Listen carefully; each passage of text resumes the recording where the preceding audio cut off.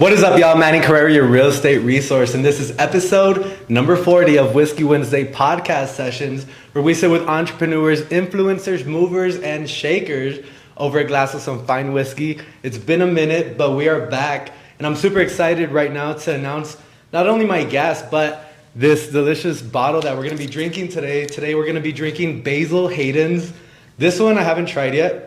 I already popped it open. We've already taken some sips, but this one's Caribbean Reserve Rye. I'm going to be enjoying this bottle today with one of my good friends and business owners of Villalobos Pest Control, biggest pest control company here in El Paso, Texas, David Villalobos. David, what's up, bro? Cheers. What do, baby? Welcome Cheers. to the show. This is episode number 40, bro. I'm super excited to have you on. Glad you brought me on. Yeah. It's literally been about 2 months since we've done a podcast. Last podcast we did was with Monica Castillo from 102. So it was really cool, really fun. But I'm excited to be behind the mic again and sitting with, somebody that's doing some stuff here in El Paso. So really excited to have you on, bro. Are you a whiskey drinker? I am. Usually drink Crown.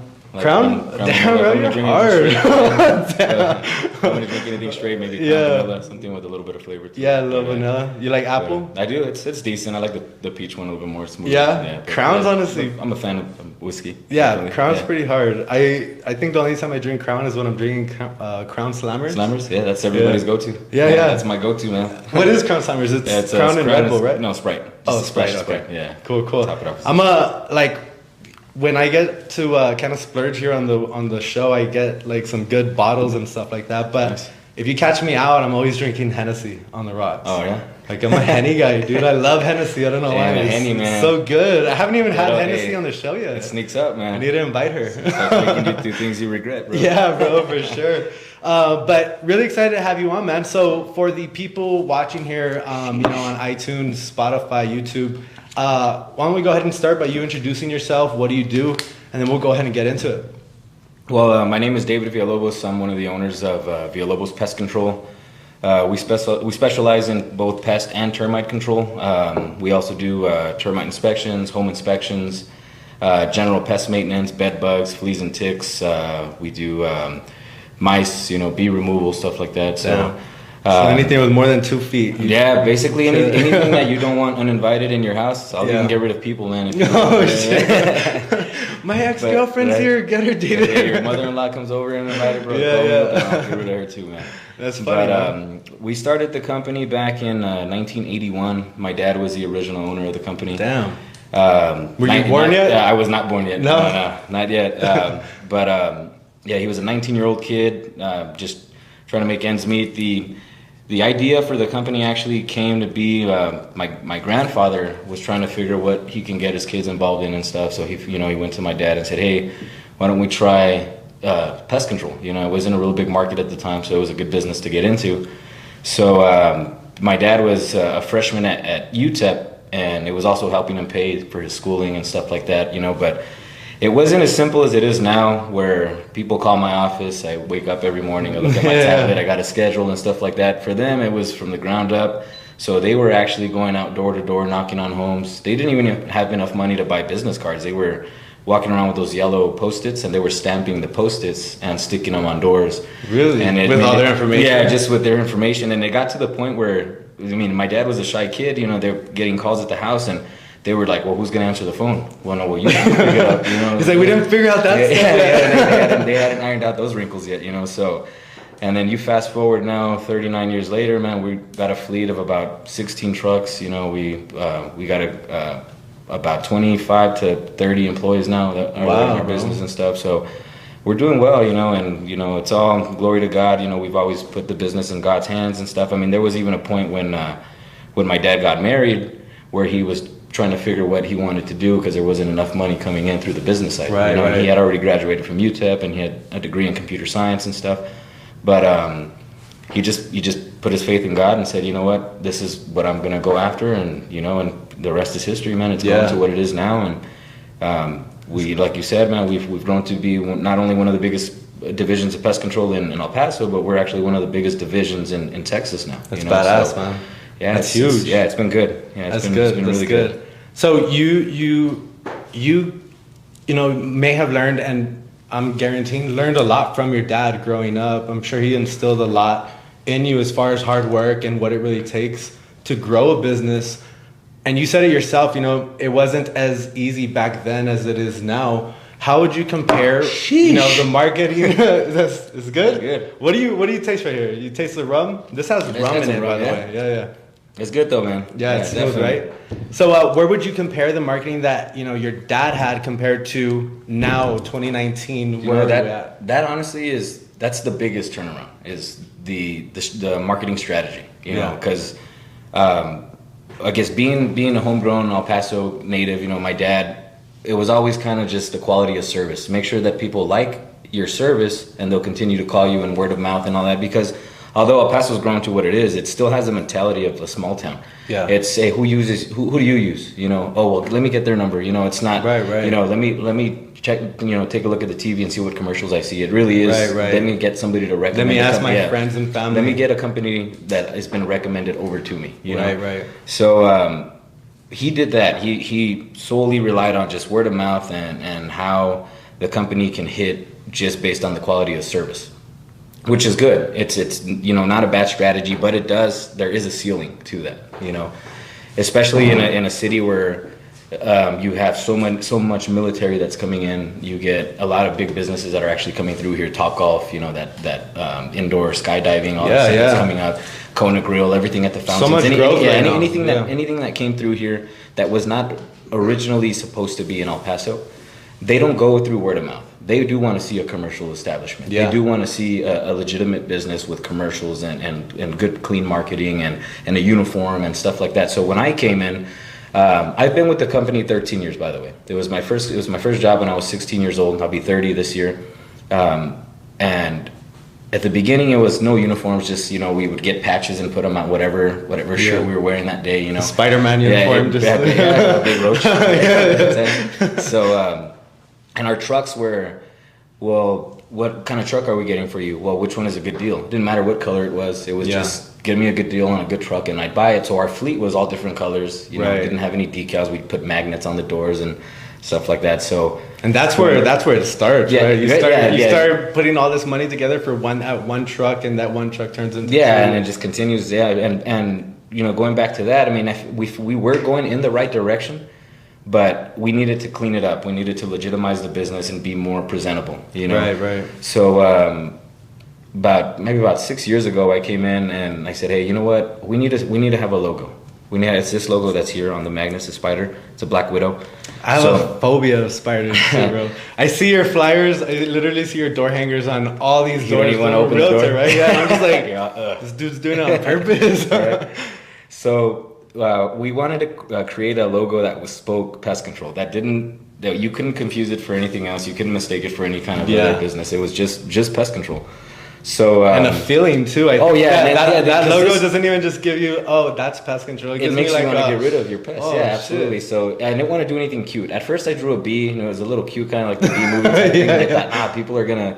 They're not going to want me to go and kill I don't want to kill this cute little bee. So I thought, no, you know what? Let's do something that people are afraid of. Let's do something that I know will stand out as a pest control logo. And so I think it's something cool. This is something I can market. Yeah, you know, for sure. So we voted on this logo here. Then we decided, okay, what are we going to do with the uniforms? What color should we go? You know, we didn't want to go white because you get Orkin, the Goliath, you know, that already has white and red. White, red, and black. We would have copied them exactly. You know, we couldn't go yellow because Truly Nolan has the bunny ears or the mouse ears on their cars. They're already doing yellow. So we thought, you know what? Let's try gray. We went with the light gray, which was cool, but it started to look very black and white, like a very bland. Bland, okay. Not like a black and white movie. You know what I mean? I thought, we need to add some color. So that's when we went with the university blue. So we started printing on this color. We liked it. We got a good review from the clients and stuff. So we stuck to that about 6 years ago, right? That's been the uniform ever since. And then we thought, okay, now what's next? The trucks. So we thought, okay, all the trucks gotta be in uniform. If I send Javier, if I send Frank, if I send Larry, if I send Aaron, whoever I send out there, every truck that shows up to your house should look the same. It should be recognizable from your door. Right. You know, especially if if you're somebody who has that kind of phobia of answering the door to strangers and stuff, but if you look and you say, "Oh, the uniform builds that trust." I know the truck. I know that's my pest control guy. You know what I mean? So we thought, okay, we'll do that. So we decided to go with either light gray trucks or white, and we did the same wrap decals on all the trucks all the way across the board. You know, so I mean, that's where my marketing strategy. What did that do to the business? Because obviously at that time you didn't have that kind of uniformity. Well, you know, the company was growing. It was still climbing when my dad was around, and when he was doing his strategies and stuff like that. But I feel like now the growth is bigger. Per year, it's been bigger, you know. And then at the same time, it's more professional. It's a lot more legit, you know. I think people see it, and they see the quality of the business cards. They see the quality of the uniforms and the trucks and stuff like that. And it's sometimes people don't really care about the quality of the service. They just want you to look the part. You know what I mean? Right. So they want to feel like their X amount of dollars was put to use because you look like you were doing the right thing. You know what I mean? Compared to you showing up sweaty, torn clothing, you know, I think it's the same with real estate. You know, like with real estate, if you're buying a house, you're buying the biggest investment of your life. Sure. You know, you want somebody to look the part too and play that professional role. So that's the for sure reason why I can't show up to showings in basketball shorts and some Jordans, you know? Like I do have to play that role, and just like your business, having that marketing strategy and that first impression, I think, really does go a long way. Sure. Oh, yeah, absolutely. When you're trying to grow the brand. Absolutely. I mean, and it goes with anything. You don't go to the dealership and you try to test drive the first car you see. You try to find the nicest one, and then you see how it performs. You know what I mean? Exactly. And that goes a lot. I mean, you can also apply that to business in a sense where I want the company to look good first, you know, before they come in and perform their service. You know, the first step is from your car door to my front door. Let me see the way you look. Right. You know, so that's one of the things that I changed. Another thing that I did change was we didn't have any online marketing whatsoever. We did everything. It was all physical. You saw flyers. And, referrals, door to door. And so I thought, okay, we got to at least get a Facebook going. Get on a couple of these, you know, Angie's List, Home Advisors. Get online, you know, market yourself to where you make yourself known to the public coming in from out of town. You know, if I'm coming in from Dallas and I don't have a pest control company in El Paso, I'm gonna. Because we have a lot of military, right? Yeah, absolutely. What's the demographic here in El Paso? For military? Yeah, it's big, and I would say at least 20%. And people think it's growing. People think that that's not realistic, but it is, because a lot of these homes that you're selling out here, how many of them are military? I would say homes, good, you know, like about 20%, 30%. Yeah. So it is that high. You know, it is a big demographic. The reason why 3.8 and 3.4 has grown out, you know, that far, and you get 11 now on the west side. Most of those people are military. Yeah. You know, so I talk to so many military that, you know, they're from East Coast, they're from West Coast, and after they're done, you know, with their service, they end up staying in El Paso. Yeah, because it's a good place to stay. I mean, the cost of living, it's, you know, it's a safe city. I know, granted, the stuff that's been going on recently, but you know, as a whole, the crime is down. Yeah. You know, but the cost of living is way down. I mean, you're selling homes here. This house alone that we're in now would sell anywhere else for $100,000 more than what it's $500,000 and up. You know. Yeah, easily $100,000 more than what it's selling here. So people that come in from out of town realize, hey, you know what? It's actually a pretty city. The weather's good. The cost of living is affordable. It's extremely everywhere. affordable. Not even just living. I mean, you could go out and spend $20 on a good dinner. Yeah, the schools are good, man. People are friendly. You know, the food is fantastic. Yeah. I mean, we have the best food. Yeah, we do have the best food. We were known to be the fattest city, and that's the reason why the food's so damn good out here. I think Houston topped us with all their soul food. Yeah.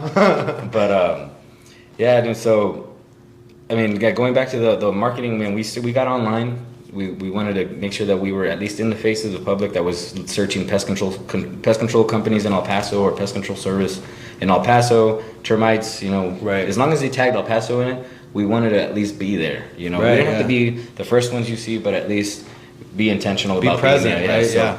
Right? So I think nowadays, especially with social media, and I honestly talk about this in every single episode, because every business owner is realizing the same thing, that you have to be on social media. You have to have that presence, because without it, you're honestly, you know, you're non-existent to a lot of people. If the attention is not on you, which right now you're talking about Facebook and running some ads. Sure. How cheap is it to run ads right now, and how cheap is that reach that maybe your dad didn't have in 81? Oh yeah, absolutely. That's another thing that we can't completely compare it to, because he also didn't have the resources at the time. You know what I mean? For so sure.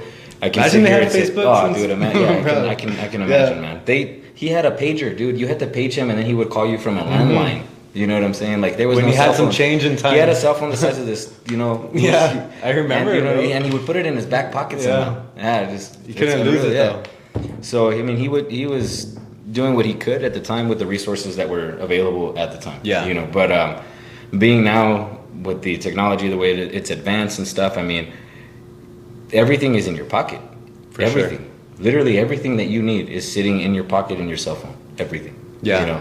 It's crazy how powerful I run little credit devices cards on my phone. Yeah. You know what I mean? I can look up. There's no excuse anymore, right? Right? You can't pay me. What do you mean you can't pay me? It's okay. I can pull out take some card, plastic. right?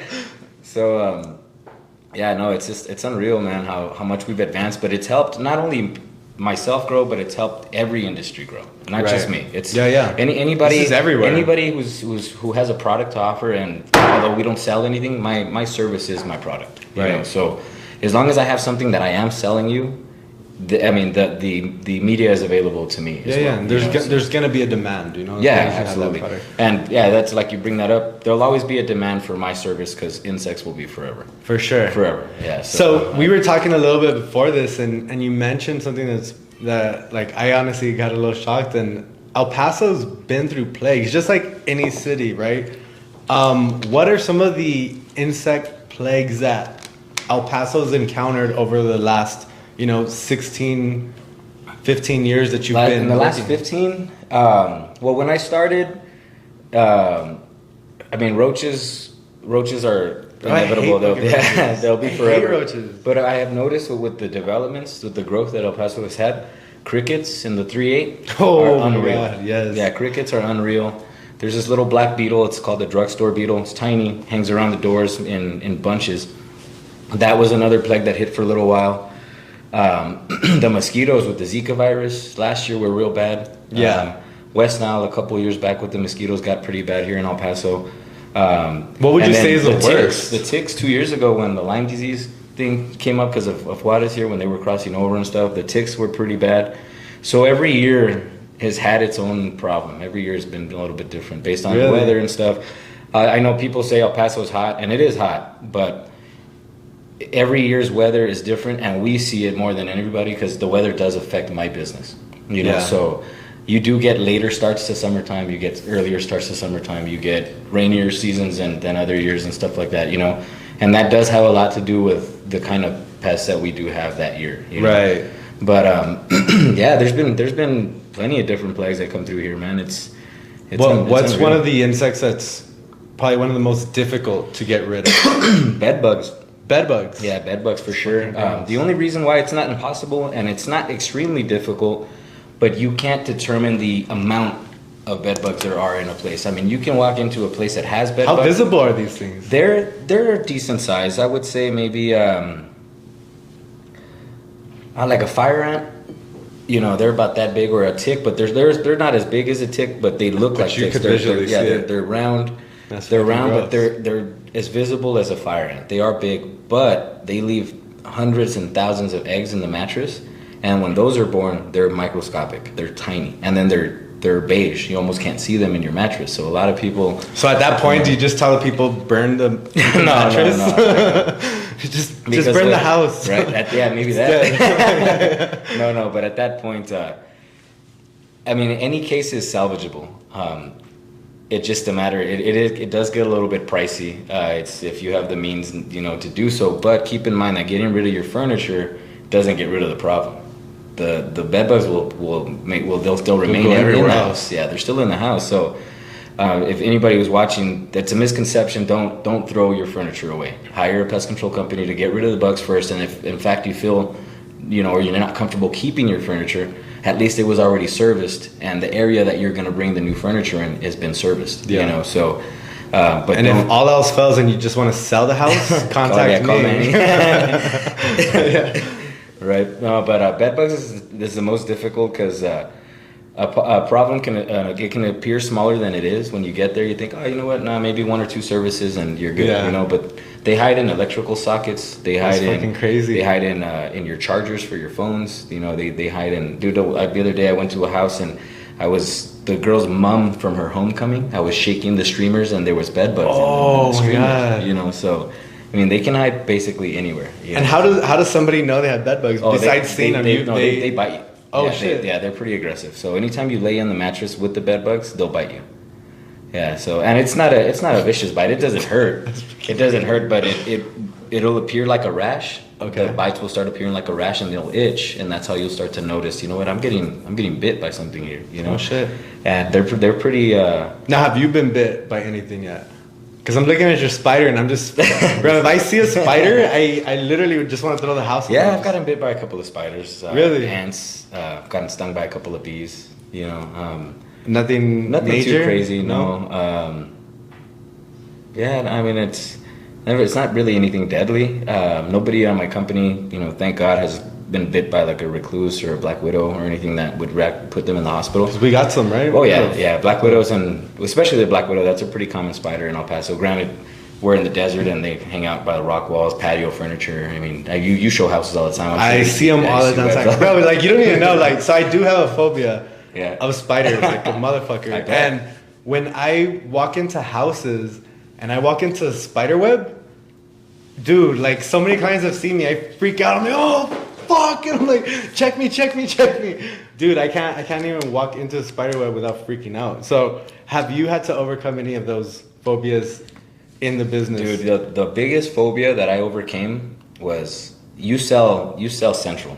Yeah, right? They're on crawl I love spaces. Central. They're on crawl spaces. I do termite inspections underneath the house. So I gotta I gotta open up a little spider hole. I gotta look in with my flashlight, and all you see is just, you know, chains of webs. Just as you're flashing the light through, I gotta crawl in there on my stomach because I gotta check all of the beams underneath the house. You know. Oh, so dude. That's the only phobia I've had to overcome. It's not even the claustrophobia or being afraid of being in small tight spaces. It's really just the fact that my only way out is back there. So if I run into a snake or a clown, if there's a snake down here, or if there really is if I start realizing, you know what, these are black widow webs. These are black widow eggs. You could tell just by the sack.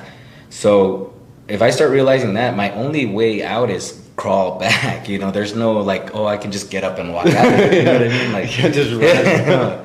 So, dude, that's fucking freaky. I don't think I would be able to do that. That, and then I used to always have this thing that somebody was gonna close the damn door behind me, the little trap door. Like they're not gonna know I was down there. So like I'm crawling down there, and then maybe like the gas guy that reads the goes by, and he's like, "Oh shit, this stayed open." What's this? He just latched us up. Right? Somehow he has a drill. He just had a drill. Right? He just thank God I brought my drill with me today. It's a hammer. So yeah, that's the only thing. I'm just like, damn man, what if? Because sometimes I go by myself when you guys give me the codes to get into the houses and stuff. So I'm like, man, I'm here by myself. Yeah, it's honestly like it's crazy because I experience the same thing. You know, like sometimes I'm waiting for clients to get there and I'm inside the house just turning on all the lights. And there is times where you just like you get some weird vibes, you know? Like I just get around like I'm just like something's going on in here. It's crazy. Yeah, you're just like, wait a minute, dude. I've had some creepy homes where they're bigger than they should be. I don't know why they build homes as big as they do sometimes. There's square footage. Like, yeah, you walk in and like, dude, and there's rooms everywhere. You know, you find like rooms that are and it's just like, and I always thought, man, I'm gonna run into one of these rooms and there's gonna be like a tied up person or something. I've literally thought the same thing. I'm like waiting for that. What would I do? What would I do? Yeah. You know what I mean? It's crazy. But there's not a realistic phobia that I have at this point, man. No. It's been a long time, you know, and it's become work to me now, so it's natural to me, you know. That's cool. I mean? So it would be like, I don't know, butchers, you know. I mean, I'm sure at the beginning as they're cutting meat and stuff, it's gross, you know. You see all the blood, but then 10 years later, man, and 10 years later, they're probably taking pieces and whatever. That's crazy. So you know, we talked a little bit about you going into houses and different things like that. Who are some of your clients? And obviously, you know, as me as a realtor, I see your brochures and your door hangers all over the place. So working with realtors in specific, how is that process for you? How does that work? How does your relationship with them? Well, that's actually been my favorite line of work. Really? Is the real estate side of it. You know, the termite inspections and the termite treatments and stuff like that. I've grown a passion for that side of the business. That's cool. And I mean, I can sell any service to anybody, I think, at this point, because I understand that side of the industry. You know, awesome. So I think I rank up there with some of the best termite inspectors in the city. You know, so if I go out and I inspect a house, I know that my client can trust that I'm giving my best and honest assessment of that property. You know, so it's taken a long time. I mean, I've been doing it 7 years now, consistently doing termites straight. Just where I'm doing inspections every day. I'm doing treatments, a couple times a week and stuff. Bro, I always run into termites on fucking reports. It's a common thing. People think it's not. And there's different types of termites, right? Yeah, there's not just one. There's different types, but in El Paso, typically is all subterranean, which is the best case scenario, because it's the simplest to treat and the cheapest to treat. All right, now, is that in the wood? Is that in the house, or is that out in the? Well, subterranean gets the nickname, or the name subterranean, because it's always going to be on the subfloor, meaning it's on the first bottom floor, and it's usually under the cement slab of the house. Okay. So typical construction is a single slab home, and the only entries to the house are where the plumbing lines come in through. Right. So typically those are the areas you'll find termites, because they'll travel underneath the house, and then they'll come in through those areas, and that's where the moisture's at too. So they need all that to build their colonies and stuff like that. But it's a lot more common than most people think. I always recommend termite inspections whether or not they're required by the bank. I know some banks do, some banks don't. VA is always requiring them, but in all honesty, if you are buying a house, you want to know what you're investing in. It's like you said, it's the biggest investment of most people's lives, and you want to know that you're purchasing something that is worth the risk. Because it's all the risk. It's a very big risk to buy a house. So. You want to make sure you're going in there and you looked at every angle of the house and you decided, you know what, this one's it. Yeah. And I'll tell you now, termites should never be the reason why people don't buy a house. No. Yeah, I've ran into it so many times. Yeah, that's a very small issue. It's treatable. But it is very treatable. But keep in mind that on the buyer's end, if you buy the house without doing an inspection, now the burden or that expense goes to you. As soon as you close, bro, it's your responsibility. When you could have easily just had an inspection done, had me go out there and say, hey, you know what, there is termites. Let me give the seller the treatment options and what they can do. That way they can hand you the keys to a termite-free home. Exactly. And that's what you want, essentially. I mean, when you're buying a car and you go to the dealership, I mean, I bought, about 5 years ago, I bought a Mercedes-Benz pre-owned, and the windshield was cracked across, and I told them, hey, I want the car, I do, but I want you to fix the windshield for me if you can. If I would have signed it and then went back to them later, they would have said, no, you already signed it, or this shit's over. They're just looked at you like... You see this as is, Mark, where you initialed this as is. So, that's what your termite inspection and your home inspection. I honestly have never had a client tell me that they don't want one, but it's only because I honestly recommend one so much.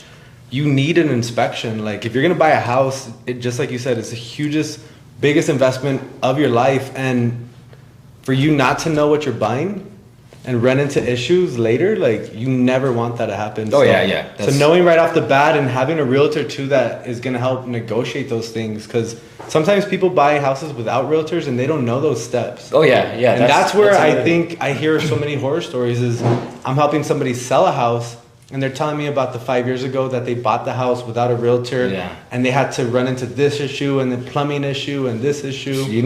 What I think is an even more touchy subject is the people that did have an agent that didn't get the inspections done. Because I'm like, well, what did you hire the agent for? Shame on you. Shame on y'all. Like, I run into it all the time, because I mean my biggest revenue is still regular pest control. So I do get a lot of pest control clients that move into homes and say, hey, I want to service the house before I move in. Yeah, exactly. So I get there and I'm like, oh, have you used this before? And they're like, no. I'm like, you didn't do a termite inspection here? They're like, nope. And I'm like, did you already buy the house? They're like, yeah, we signed yesterday. I'm like, whoa, why didn't you get a termite inspection? They're like, well, my agent didn't tell me. And there's a part of the application that you have to sign off on the termite inspection. That's not required, but you do have to opt out of it. Yeah, and there's actually a document too that if you are buying a house, you have to sign that says in big capital letters, get a home inspection. You know, so if you're buying a house, I mean, you should definitely be aware, but I'll tell you for sure that there's definitely times that you're not, if you don't have that right representation. And that's another thing. I guess this would be the most appropriate. This is some good stuff. This is smooth, huh? Oh, yeah, absolutely. This is an appropriate time to introduce. We also do home inspections with my company. Okay, I'm not the home inspector. I subcontract Isaac Acosta from Urban Home Inspections. Okay. He was actually blueprint inspection. He did commercial inspections. He's been in the industry for 15 years. He's a UTEP grad. He's got an engineering degree from UTEP. Hands down, probably the best inspector I've seen for your regular home inspections, and that's actually why we went with him. You know, so I mean, people call my office all the time. Hey, you know what? I want to partner with you guys. That way, I don't have to turn clients down. That if I do both home and termites, you know, before I was saying no, but now if I say yes, it can be both of us that go out there. When did you guys start doing the home inspection? It was about a year ago. That's awesome. Yeah, about a year ago. How's that side of the business? It's good. Yeah. Oh man, yeah, absolutely, and it's helped a lot because now my agents don't have to look for another inspector. Now they go with me and they go with my home inspector. Yeah, you know. And vice versa. Now his agents don't have to go with him in another company. They just go with him. Exactly. And then he sends me a text, hey, termite inspection at the same time as my home inspection this date, this time. Yeah, you know, that's it. You knock out two birds, one stone, and then you still get the treatment. Yeah, and if we find termites, you don't have to find a company elsewhere. You know, that's awesome. But so if any of your clients, if anybody watching needs a home inspection, Isaac Acosta with Urban Home Inspections, hands down, one of the best inspectors I've seen around, you know, and I've been doing this a long time, and I run into all kinds of home inspectors, and some that come and some that go and stuff, but this guy's legit. Yeah, now, I've never even thought about this question, but do you think people, even after moving in, you know, a year, 2 years, how often do you think somebody should get a home inspected? Because I feel like a lot of people just focus on the visual part, but behind the walls, there's always stuff happening, you know, and things like that. It doesn't stop with these things. How often do you think people should be getting home inspections, if that? Home inspections, those are not as often as the termites. Termites is a common insect. You know? Roof issues is not a common thing. You would have to have a natural disaster for that. Right. You know, or plumbing issues. I mean, you're looking at homes that even till today that are 110 years old in Kern and in Sunset Heights and stuff like that.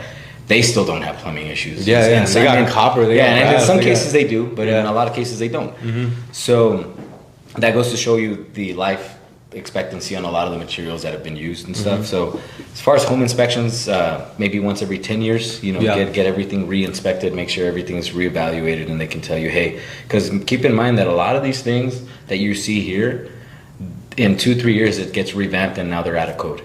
You know what I mean? It's just, that's why houses get so expensive. Every year, every time a subdivision closes, it's not only because the land's getting more expensive, but code changes. If code changes on the windows, the double pane gas charge windows, then builders have to meet that code. And that stuff's always going to be expensive. It's never going to be less expensive. You know? Absolutely. And those costs don't.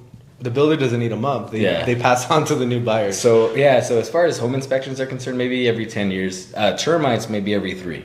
3. Yeah, because that's a more common issue than any kind of building flaw. You know, so keep in mind that if you catch the termites early enough, you can do a spot treatment, which is significantly less than doing a full treatment on a house. You're talking about saving hundreds of dollars just by. It could get pricey, right? Oh yeah, I mean I've done treatments up to $1,600. You know, so.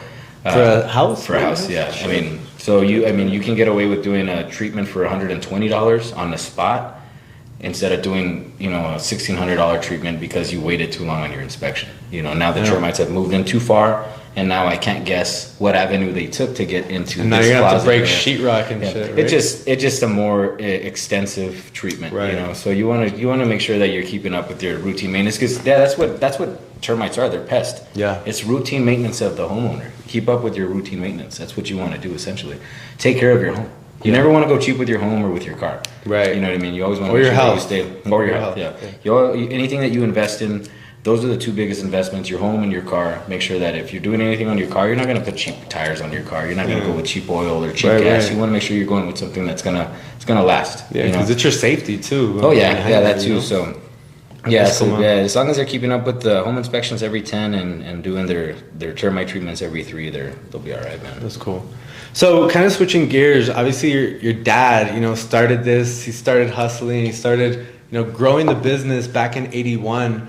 How has that transition been now, you taking over the company and, kind of for sure making it a family thing, but has there been a lot of pressure? What is that transition like for you now being, the full... Yeah, there's been some pressure, I guess, in the sense of now the eyes are on me, you know, so now I'm the face of the company, and if I do something wrong, I don't compromise what I'm doing anymore. I have a lot of people that are underneath me that can also be out of work if I do something incorrectly, you know what I mean? So that would be the biggest pressure. But as far as the transition, I mean, it's been smooth. It's been really smooth. My dad, when he had the company, he wore a lot of hats. He was the GM, he was the CEO, he was the president, and he was the operational manager, he was the secretary. He was doing a lot of things at the same time. I don't understand how this dude is still kicking, honestly, because that's bullshit. You know what I mean? But they were made with tough skin. My dad too, bro. And I'm only doing one part. Yeah, bro. My dad's like 50-something. He has like 6 jobs. I'm like, God damn, fucker. Yeah. I mean, he did a lot more shit that I'm doing now, and I struggle now. You know what I mean? So, when I came in, he understood that I wouldn't have completely understood the business like he did, since he's the one that actually built it and put it together and stuff. So he thought, you know what? We need to start taking the hats off and start kind of separating the work. That's cool. The workload within the company. So then I have a secretary, Maribel. She's been with the company. I'm guessing she's probably hitting about 20 years now. She's up there, and she's my loyalty. She's my office manager, and she's basically my boss. She tells me where I go, and what time I gotta be there. And can I look off today? Marty, can I get Saturday off? You know what I mean? Like, that's the way it is. No, but yeah, she's the one that she runs the show, man. Without her, man, I don't know what we would do, because nobody knows it like she does. She's been my secretary forever. She sets up everyone's appointments. She schedules all of the employees. She sends you got 25 to 30. Yeah, she sends out the lists to them on their daily schedules and everything. She receives them, puts in the payments, everything. Like, she's legit, man. That's badass, bro. I mean, she gets some help. We have a couple of other secretaries that are there, but most of them are just setting up appointments, receiving the phone calls and setting up appointments and stuff. And then I have an IT manager now, David. We had a guy. He's got an engineering degree, of computer science and stuff.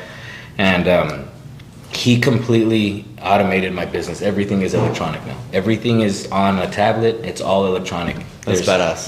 There's no more, nothing's paper. The only thing that is paper is invoicing, because by law I got to write down my chemical use and all that stuff. But everything is on a tablet, man. If you want to see my schedule, it's right here. You know what I mean? If you want to see who came last time, it's right here. What they paid with, it's right here. How much like time freedom does that give you? Because now exactly what you need to do throughout the day, and that way it just structures your day a lot even more, right? It's smooth, man. It's smooth sailing. It's better for record keeping. It tracks how much my company's growing too. You know what I mean? Before we were kind of doing it manually, and I think a lot of the things we were missing, so we don't completely to the decimal know how much we grew from one year to the next. Right. But now I can tell you from the exact day last year to today, how much more I sold today than I did last year today. Year to date. Yeah, year to date. That's badass. So, and it's all because he came in and he created a program. He's a programmer. He created a program that is specifically for the way I structured the business. So the way that he tailored this to the way Villalobos Pest Control structures the way we handle collections, the way we handle appointments, the way we handle credit card payments, everything. It's the way we did it, and it's in our system now. So. He took one of the hats away from us, so now he's my IT manager. I got Maribel, she's my office manager. My dad is kind of a consultant still. He's still in behind the scenes. If I go to him, I say, hey, you know what, I'm having an issue with this person. how did you handle this when you were here? Right. You know what I mean? And stuff like that. So he still does a lot of that for me, you know. And That's awesome, bro. He's still in charge of payroll and stuff, making sure that the monies are still going to the right accounts and making sure all the guys are still, you know, that there's no money unaccounted for, and you know, still mentoring a lot of his hires, the people he hired and stuff, you know, because they feel more comfortable with their older generation, you know. Yeah, definitely. So he does that. I got my little brother who came in. He's Army Reserves and stuff, and he's doing a lot of the operational side, so making sure that the trucks are the way they should be, making sure everybody is licensed, making sure that everybody understands new policy, making sure, you know, stuff like that. Yeah. So my little brother's kind of handling now. It's good. You know, so it's good not to wear all those hats, right? Now that burden is not on me, you know, so now it's more, now I'm worst case scenario. If they're giving me the call, Dave, this happened, you know, we don't know what to do here. You know, you handle it. You know, that and then that's me. That's my department. You know. Right. But for the most part, we're trying to do where I'm freelance, where the company can be run by the people that are already in those positions. And if it's something that's over their head and they feel, hey, you know what, I'd rather not touch this. Here, you take care of it. You know what I mean? Like I had a guy that, hey, I get the good end. The very, very good end, like this podcast here, hey, come in, you know, come interview with me, man, and stuff like that. And then I get the, hey, Mr. Villalobos, this is so-and-so from this street. I'm calling the news on you because you didn't take care of my issue and you can't give me my money back. And so I get, you know, I get the bad end too. So that's the kind of stuff that lands on my lap. You know what I mean? And we appreciate anybody who's ever used our business. And we're not in the market to take anybody's money, so we try to mediate the situation by still trying to figure how we can keep that client. Exactly. Because I know I market, you know, that's another hat that I wear personally. I do all the marketing for the business. I know how much it costs just to pick up one client. You know, price per lead. Yeah, so I say, you know what, if you nowadays, even though it could be easy, that reach, you still have to appreciate the conversion of it, right? Because a million eyes can see it, but to get the one customer, that's where I think general contractors, like really appreciate that part, because it takes a lot of work to just get that one lead. When it's not a referral, when it's not coming in, and even when it is a referral, you know, it takes work to get that person from the very get-go. Oh yeah, it does for sure. And like I've told all of my employees too, like, you guys don't understand how much it costs to pick up one person. So don't let the lack thereof be the reason why we lose them. Yeah, bro. You know, so one person's negative comment affects 5-10 people. Oh yeah, because and it's funny that you mentioned that. I just had this conversation with somebody at the bar the other night. I was watching the Bears game at Union here, and a friend of mine was there. He works for the water softeners. Okay. And he's like, hey man, what are you doing these days? I said, oh, I own a pest control company. And he saw my shirt and he's like, dude, I just used you guys. Oh, really? Like, that's yours? And I'm like, yeah. He's like, yeah, you guys left a flyer on my door and I called you guys. That's badass. So I'm like, oh, that's good, man. And he's like, man, you guys must be doing good. I see your commercials. I see your billboards. Man, I see you guys all over the place, man. I see your trucks everywhere. And he's like, man, you guys must market, like, you know, really, really well and stuff like that. And I said, yeah, we do. And he said, but you know what sold me? He's like, I looked at your reviews online and you have like a 4.7 rating. That's out of 5, right? Out of 5. And I said, yeah, you know what? It's hard to go off online reviews, because when you have a bad experience somewhere, right away you tell, dude, I went to this restaurant, bro, can you believe that this chick did this or that, or they did this? And you'll tell everyone you know that day. Everyone. But you know, when was the last time you had a good experience? I mean, I had a good meal this morning. Yeah. But I haven't told anybody about it. Yeah, exactly, bro. I haven't told anyone. I went to a ramen place on the west side. It was fantastic. But you're the first person I talked to. But if there was some toenail in there. But if I had have told you, man, if I found a roach in this damn soup, everybody I know today would have heard it. You know what I mean? So online reviews is tough. But I'm happy that my reviews are where they're at. Yeah, bro. I'm extremely happy they are. I think anybody and everybody, even if I do get a referral from one of my friends, you have to go somewhere to get the number, right?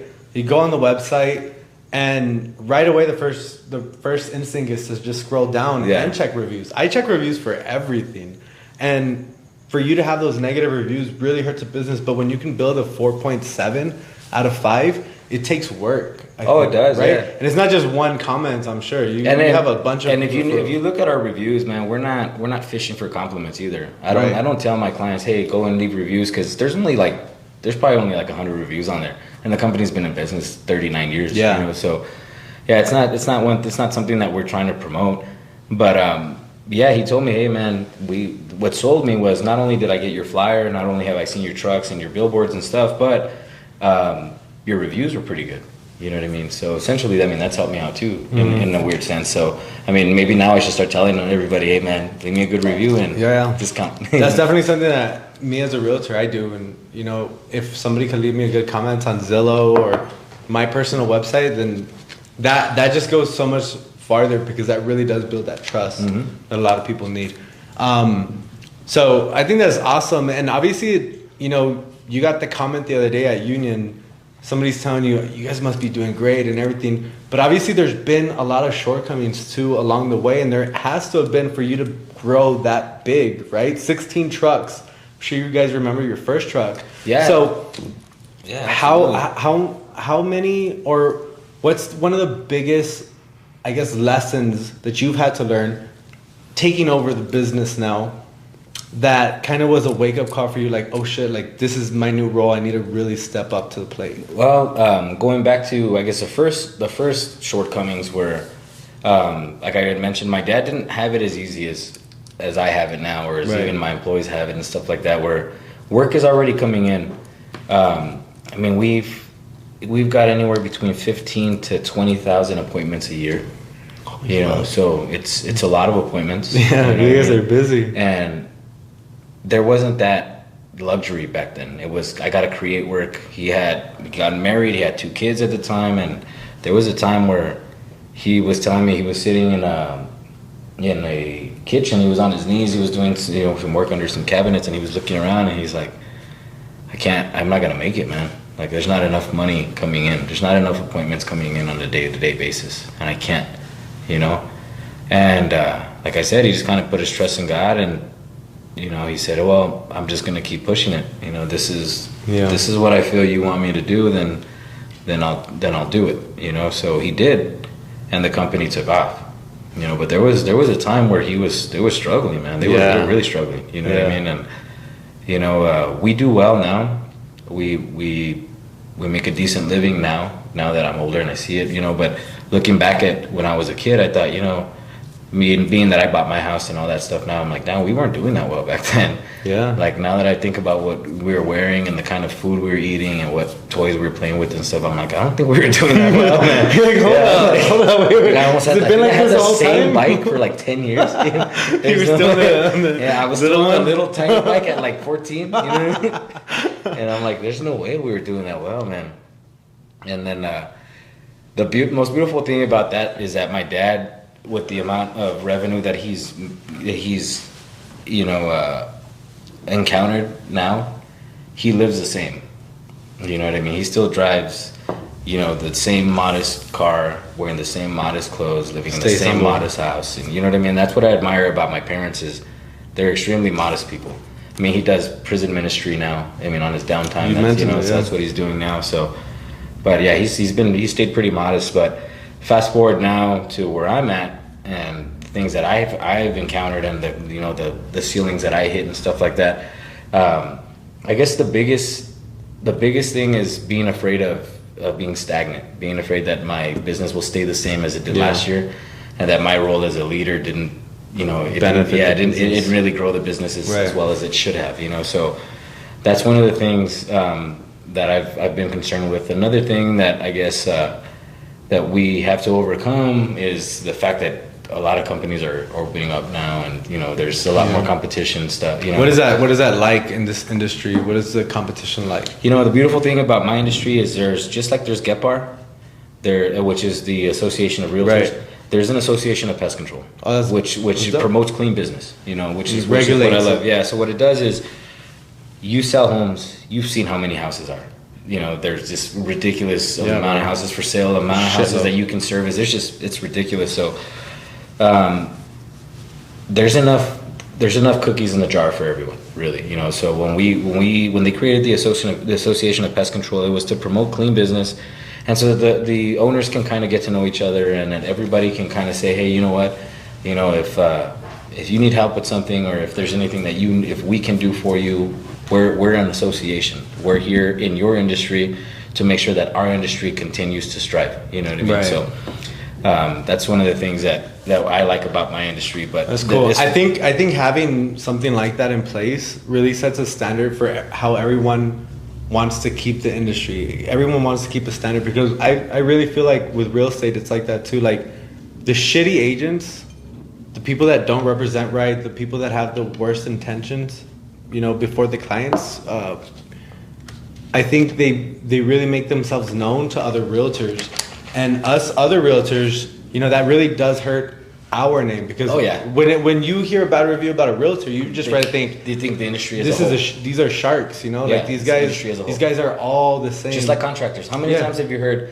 oh man, that contractor, I hired him, but he just took my money and ran? Yeah. Dude, and then they don't pinpoint your company. It's a generality. It's a contract. Everybody, right? The contractors are shady. They start getting that you know, that persona that they're shady. So that misrepresentation from a lot of people, I think, you know, as an industry, whatever industry you are, you want to hold that standard to how people should be treated and how people should view you as an industry. Yeah. You know, so I think that's super important too, and having that standard like GetPar and like your association, like really sets it too. Oh yeah, it does. And so networking but is going good. back to your original question, you know, the fact that other companies have opened up, I've run into foreign companies that come in from out of town that badmouth my company. Yeah. You know, that's one of the things that I've had to kind of overcome. Where how do you handle that situation? Mm-hmm. You know, do you reach out to them and now it's war between you and I, or do you reach out to them and say, hey man, come in, let's talk, man, let's see what is it that you have against me, and my business that, you know, you felt the need to undermine me or kind of slander the things that we're doing on our end, you know. So those are the things that I've had to overcome. I guess trying to figure out how to handle it from a professional standpoint and from being the business owner too, not just, you know, well, I'm just an employee here, so now I'm disposable, so I don't care, you know what I mean? So that this is my career, you know, so that I can't compromise what I'm doing for the sake of the people that also work for me too. Exactly. You know, so it's not just your mouth that's getting fed, right? Absolutely. It's everyone else's. Kind of wrapping up, you know, I think you've been super informative as far as business and everything. What advice would you have for, you know, somebody sitting at home listening to the podcast and just, you know, feeling like they're in a position where they want to grow, they want to start their own thing, but maybe they're kind of running into something that your dad ran into, where, you know, it's hard and you kind of want to give up and maybe you don't see that light in the end of the tunnel. What kind of advice would you give them? Well, I would, the first and foremost, I would do my research and see, you know, what the probability of that industry being a success would be. Mm-hmm. A lot of people want to get into an industry that is kind of a dime a dozen, where, you know, either you have it or you don't, you know, and they just think, oh, well, you know, he did it, so I can, you know what I mean? And it's not that simple, and I hate to see, especially in my industry, I see restaurants close all the time, where they open up and 6 months later I'm knocking on their door, like, you know, and it's like, damn, it sucks, you know. And I had a feeling coming in here the first time that it wasn't going to do that well, you know. And it's like, you know, you got to be, like I always tell people, at the end of the day, I'm a realist, you know, and just be realistic, you know, be realistic with your goals, right? You know, I don't ever want you to think that you can't do something, but I mean, if you're 5'5", 150, you're probably not going to play in the NBA. Yeah. You know what I mean? That's exactly what Gary Vaynerchuk said. And I said, so I mean, in reality, be realistic with your goals. A lot of things are at reach, so reach for the things that are reaching back. You know what I mean? So if there's something that you can obtain it. Yeah. You know, but don't get ahead of yourself. If you get to that point that you've obtained what you wanted, and there's something else that's reaching out to you, then climb. But don't reach for the stars right away. Yeah. You know what I mean?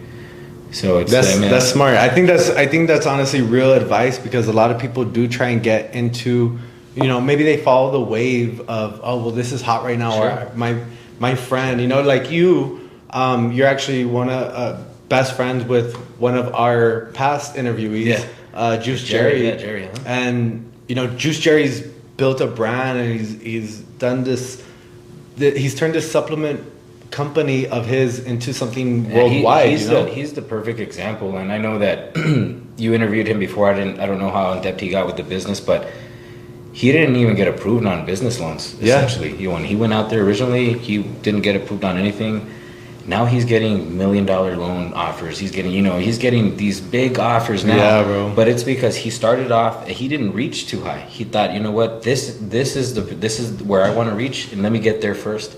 Once I get there, then I'll start reaching further, and I'll reach further and further. But he didn't reach for the stars right away. Yeah. You know what I mean? And it's like he says too, like he built the company the right way. He got his own money and reinvested in himself, and became the empire that he is now. And he's actually one of the people I admire the most in business. Yeah. His business has taken off in the short amount of time that it did because he did it correctly. You know, and that's something that he's patient with it. He's patient with it. Yeah. Be patient and be realistic with it. Yeah. I'm over here leaning down. I'm getting bit by mosquitoes like crazy, bro. I was at the park because I don't service this house. That's why. So one of the questions that I always like to wrap up the podcast was is obviously, you know, I love the city. I love El Paso, born and raised here, as yourself, and I just love this city, bro. And honestly, you know, I think the city has so much to offer, especially if you've never been here. It's really a cool vibe. So tell me, you know, 3 things. 1, what's your favorite place to eat here in the city? Because we have a lot of those. What's your favorite place to hang out? You know, I actually ran into you at the golf course the other day, and that's how we scheduled this. But we were talking a little bit, and you mentioned that you go there a couple times a week, and I was just like, that's so cool, bro. Like, you're so busy, but we must be doing it right, and we're going out golfing, right? Yeah, right. But you still find time for yourself too. So give me one of your favorite places to eat here in El Paso, favorite place to hang out, and favorite place to celebrate. My absolute favorite place to eat is Steve-O's. I love Steve-O's. Steve-O's is my absolute favorite Everyone place. behind the camera is saying shout out to Steven and Drina. You guys are doing it right for sure. I love Steve-O's. The food is fantastic. I wish I can visit more often, but Steven and Drina, let's get you on the show. Yeah, I'm busy. Yeah, you know what? That'd be great. Yeah. But they have great food. I work during the week. I wish I could get out there more than I do. But yeah, that's probably my favorite place to eat. Right? That's awesome. Steve-O's. I love Steve-O's too, bro. Yeah, it's fantastic, man. Fucking dope. What about favorite place to hang out? I like playing darts, so I like Union or Cincinnati Bar. Yeah. I go to Cincinnati Bar all the time. I'm always at Union. I'm not a real big pop bottles kind of, you know, guy, get reservations and stuff. I'm more of a quiet drinker, kind of like what we're doing here. If I can hear you at the bar, then that's the kind of bar I want to be at. You know what I mean? If I can sit and have a real conversation with somebody, you know what I mean? Even you know, the women that I've dated in the past and stuff like that, I would rather take them to a bar that I can hear them at than take them to a bar that it's extremely loud and you know, if I'm not buying them a shot, I'm not keeping them entertained, because that's the only thing that you can really interact in that time, you know. So Union, Cincinnati Bar. They opened a Union West that I want to visit. I know that Union West just opened up, so I want to head out there. I like beer. I'm a craft beer drinker. Where's Union West? I haven't. It's on. I think it's. What is it? Northwestern. What does Red turn into? Is it Northwestern? Yeah. It's Northwestern, right? Helena Troy in Northwestern. Yeah. Right there in that area.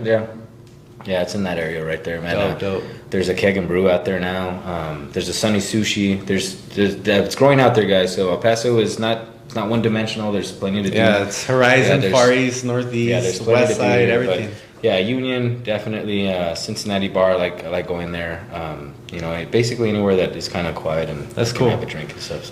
So, any place that you like to, you know, celebrate in particular, birthday party, something like that? Well, even though you're not Sister Esther's, I guess. Sal is my best friend. He's a DJ there. Sister Esther's. Shout out to Dickie and Sal. Yeah, those guys are good friends of mine, and if I'm in the mood to get in, like, if I'm in party mode, a little rage. I'll go to Cincinnati. We all Street. like to have fun. I go to Cincinnati Street, hit up Sister Esther's, get a DJ booth, take a bunch of shots and stuff, and that's cool, man. Have a good time out there. Sister Esther's super fun. A lot of definitely so, man. But cool, man. Really excited, you know, for you not only to come and help me record episode number 40, but for people to hear your story. And hear, you know, about the business, because I'm sure a lot of people have seen the name, don't really know the story too much, too. Yeah, well, I appreciate you having me out here, man. Yeah, for sure, bro. Where can people find you on IG and Facebook? On Instagram, you can find me at David Villalobos Jr. On Facebook, it's Villalobos Pest Control. You can get online at VillalobosPestControl.com. You can set up your appointments online. You can pay online. You can call my office at 915-591-3366. We accept all forms of payment. We have military discounts available. Bitcoin? Bitcoin. I think we'll take it to cryptocurrencies. So no, but yeah, if for any of your pest control needs, we specialize in both pest and termites. We do home inspections, bee removals, fleas and ticks, bed bugs. Basically anything pest related. Ex-girlfriends, ex-boyfriends, mother-in-laws, anything you guys need, just give us a call. But yeah, again, the number is 915-591-3366 or log on to villalobospestcontrol.com. David, appreciate you again, brother. Thank you so much. I need to fill you up. Yeah, you need to, so we can cheers, man. Yeah, bro, hold on. Let's do a real cheers. This is rude. But because I'm getting way too comfortable here. Yeah, right? It's getting warm in here. But nah, bro, really appreciate you taking the time to sit down with us. For you guys listening at home, make sure you guys tune in every single week where we have entrepreneurs, influencers, movers, and shakers like David on the episode and on Whiskey Wednesday. Appreciate you guys for listening. We'll see you guys next week. Cheers, bro. Guys. Thank you.